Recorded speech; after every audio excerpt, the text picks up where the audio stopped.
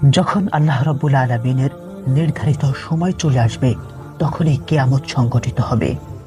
তিনি কিয়ামত সংগঠনের দায়িত্বশীল ফেরেশতাকে সিংহায় ফুৎকার দিতে নির্দেশ দেবেন। সেই ফেরেশতা একটি ফুৎকার দিবে, ফলে জমিন ও পর্বতমালা সরিয়ে নেওয়া হবে। এক আঘাতে সবকিছুই চূর্ণ বিচূর্ণ হয়ে যাবে, আর আকাশ বিদীর্ণ হয়ে যাবে। গ্রহ নক্ষত্র খসে পড়বে, পৃথিবী থেকে আলো চলে যাবে, সমুদ্রগুলো অগ্নি উত্তাল হয়ে যাবে, দুষ্ট মানুষগুলো তখন মরে যাবে। কিয়ামত যখন কায়েম হবে, তখন পৃথিবীতে শুধুমাত্র খারাপ মানুষের বসবাস থাকবে। মহান আল্লাহ রাব্বুল আলামিন বলেন, হে মানুষ, তোমরা তোমাদের রবকে ভয় করো। নিশ্চয়ই কিয়ামতের প্রকম্পন এক ভয়ঙ্কর ব্যাপার। যেদিন তোমরা তা দেখবে, সেদিন প্রত্যেক স্তন্য দানকারীরই আপন দুগ্ধপোষ্য শিশুকে ভুলে যাবে, এবং প্রত্যেক গর্ভধারিণী তার গর্ভপাত করে ফেলবে। তুমি দেখবে মানুষকে মাতালের মতো, অথচ তারা মাতাল নয়, তবে আল্লাহ তাআলার আযাবই কঠিন। আল্লাহ তাআলা আরো বলেন, অতঃপর যখন সিংহায় ফুঁক দেওয়া হবে, একটি মাত্র ফুঁক, আর জমিন ও পর্বতমালাগুলো সরিয়ে নেওয়া হবে, এবং মাত্র একটি আঘাতে এগুলোর সবকিছুই চূর্ণ বিচূর্ণ হয়ে যাবে। ফলে সেদিন মহা ঘটনা সংঘটিত হবে, আর আসমান বিদীর্ণ হয়ে যাবে। ফলে সেদিন তা হয়ে যাবে দুর্বল, বিক্ষিপ্ত। ফেরেশতাগণ আসমানের বিভিন্ন প্রান্তে থাকবে। সেদিন তোমার রবের আরশকে 8 জন ফেরেশতা তাদের ঊর্ধ্বে বহন করবে। সেদিন তোমাদের উপস্থিত করা হবে, তোমাদের কোনো গোপনীয়তা গোপন থাকবে না। আল্লাহ তাআলা আরো বলেন, যখন আসমান বিদীর্ণ হবে, আর যখন নক্ষত্রগুলো ঝরে পড়বে, আর যখন সমুদ্রগুলোকে একাকার করা হবে, আর যখন কবরগুলো উন্মোচিত করা হবে, তখন প্রত্যেকে জানতে পারবে সে যা আগে পাঠিয়েছে এবং যা পিছনে রেখে এসেছে। তোমাদেরকে যা কিছুর ওয়াদা দেওয়া হয়েছে তা অবশ্যই ঘটবে। তখন তারকারাজি আলোহীন হবে, আর আকাশ বিদীর্ণ হবে, আর যখন পাহাড়গুলি চূর্ণ বিচূর্ণ হবে, আর যখন রাসূলকে নির্ধারিত সময় উপস্থিত করা হবে। কোন দিনের জন্য এসব স্থগিত করা হয়েছিল? অবশ্যই বিচার দিনের জন্য। আর কিসে তোমাকে জানাবে বিচার দিবস কি? মিথ্যারোপকারীদের জন্য সেদিনের দুর্ভোগ। আল্লাহ তাআলা বলেন, আর তারা তোমাকে পাহাড় সম্পর্কে জিজ্ঞাসা করে, তুমি বলো, আমার রব এগুলোকে সমূলে উৎপাটন করে বিক্ষিপ্ত করে দিবেন, অতঃপর তিনি তাকে মসৃণ সমতল ভূমি করে দিবেন।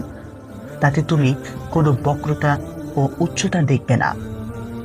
সেদিন তারা আহ্বানকারীর অনুসরণ করবে, অর্থাৎ ফেরেশতাদের অনুসরণ করবে। এর কোনো এদিক সেদিক হবে না, এবং পরম করুণাময়ের সামনে সকল আওয়াজ নিচু হয়ে যাবে। তাই মৃদু আওয়াজ ছাড়া তুমি সেদিন কিছুই শুনতে পাবে না। নিশ্চয়ই জমিন ও পর্বতমালা প্রকম্পিত হবে, এবং পাহাড়গুলো চলমান বালুকা রাশিতে পরিণত হবে। আর যেদিন আমি পাহাড়কে চলমান করব, এবং তুমি জমিনকে দেখতে পাবে দৃশ্যমান, আর আমি তাদেরকে একত্র করব, অতঃপর তাদের কাউকে ছাড়ব না, আর তাদেরকে তোমার রবের সামনে উপস্থিত করা হবে তারবদ্ধ করে। আল্লাহ তাআলা বলবেন, তোমরা আমার কাছে এসেছো তেমন ভাবে যেমন আমি তোমাদেরকে প্রথমবার সৃষ্টি করেছিলাম, বরং তোমরা তো ভেবেছিলে আমি তোমাদের জন্য কোনো প্রতিশ্রুতির মুহূর্ত রাখিনি, আর আমলনামা রাখা হবে। তখন তুমি অপরাধীদেরকে দেখতে পাবে ভীত, তাতে যা রয়েছে তার কারণে। আর তারা বলবে, হায় ধ্বংস আমাদের! এটা এমন কি কিতাব, তাতে ছোট বড় কিছুই ছাড় দেওয়া হয়নি, শুধু সংরক্ষণ করেছে। তারা যা করেছে তার সবকিছুই তাদের সামনে হাজির থাকবে। আর তোমার রব কারো প্রতি কোনো জুলুম করেন না। হাদিস শরীফে এসেছে, আব্দুল্লাহ ইবনে আমর ইবনে আস রাদিয়াল্লাহু তাআলা আনহু থেকে বর্ণিত, তিনি বলেন, রাসূলুল্লাহ সাল্লাল্লাহু আলাইহি ওয়াসাল্লাম বলেছেন, আমার উম্মতের মধ্যে দাজ্জালের আবির্ভাব হবে। সে 40, আমি জানি না 40 দিবস না মাস না বছর অবস্থান করবে। আল্লাহ রাব্বুল আলামিন ঈসা ইবনে মারিয়াম আলাইহিস সালামকে পাঠাবেন। তাকে দেখতে উরওয়া ইবনে মাসউদের মতো মনে হবে। তিনি দাজ্জালকে খোঁজ করবেন এবং হত্যা করবেন। এরপর মানুষ 7 বছর এমনভাবে কাটাবে যে দুজন মানুষের মধ্যে কোনো শত্রুতা থাকবে না। এরপর আল্লাহ রাব্বুল আলামিন উত্তর দিক থেকে হিমেল বায়ু প্রেরণ করবেন। যাদের অন্তরে অনুপরিমাণ ঈমান রয়েছে তারা সকলে এতে মৃত্যুবরণ করবে। ঈমানদার ও ভালো মানুষের কেউ বেঁচে থাকবে না। যদি তোমাদের কেউ পাহাড়ের সুরক্ষিত গুহায় প্রবেশ করে তাকেও এ বাতাস পেয়ে বসবে। রাসূলুল্লাহ সাল্লাল্লাহু আলাইহি ওয়াসাল্লাম থেকে আরো শুনেছি যে দুরাচারী মানুষগুলো অবশিষ্ট থাকবে পাখির মতো দ্রুত আর বাঘের মতো হিংস্র।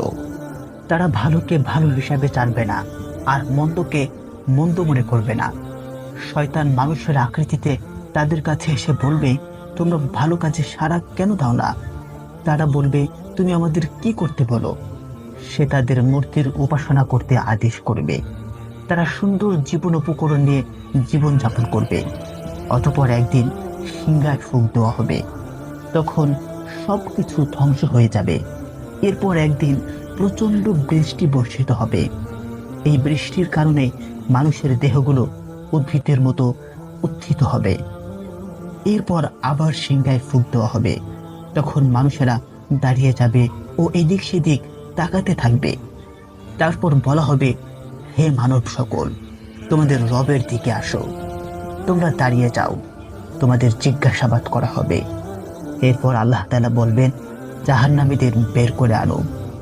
জিজ্ঞাসা করা হবে, কতজন থেকে কতজন বের করে আনবো? উত্তর দেওয়া হবে, প্রত্যেক 1000 থেকে 999 জনকে বের করে আনো।